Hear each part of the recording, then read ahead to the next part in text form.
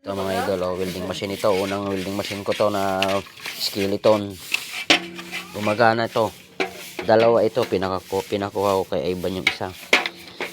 Papahiram natin kay Master Gigi. Wala kasi siyang pang thick weld. Pero ito, skeleton. Hindi ko alam kung saan na banda yung saksakan niya. Pwede ito sa jack. Hindi ito pwede rin sabit.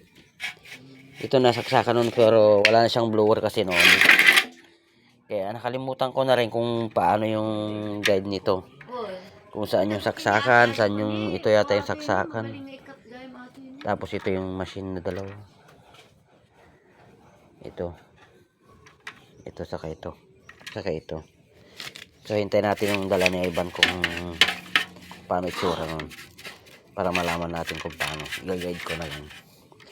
Linisan natin.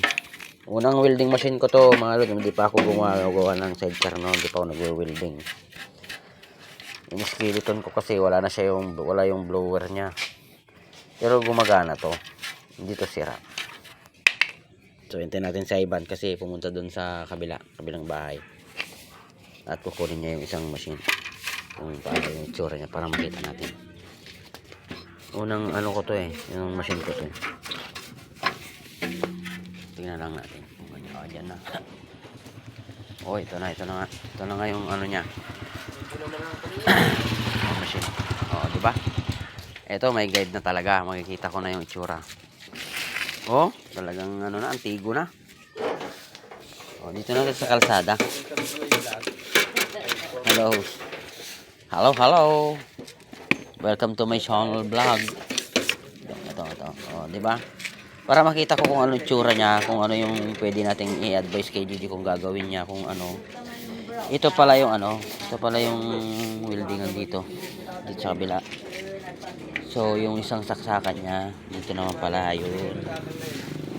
So, pwede ko nang ituro kay Gigi yan kung paano. Kasi burlis yung isa Naalis lahat yung wire niya, paano kaya yun? Meron pa pala ito. Yung unang padron niyan sa bintana ng sidecar. So tinitingnan ko lang dito kung paano siya gawin. Ito pala may ganun. Tapos mayroon pang guide na isa. Punta dito. Ito pala yon, papuntang switchan niya. Ito. Yung saksakan niya dyan.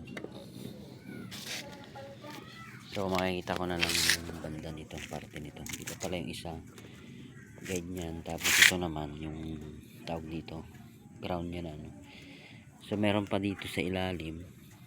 Yan ba? Alright, malalaman na natin yan. Pagkukopya na natin kung paano. So dito. So yung sinasabi natin, ito pala yung switchan niya. Ito yung switchan niya pala na saksakan. Ito yung tawag dito. Meron pa pala dito.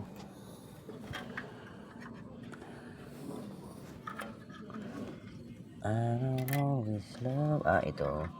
So ito yung machine, left and right. Ito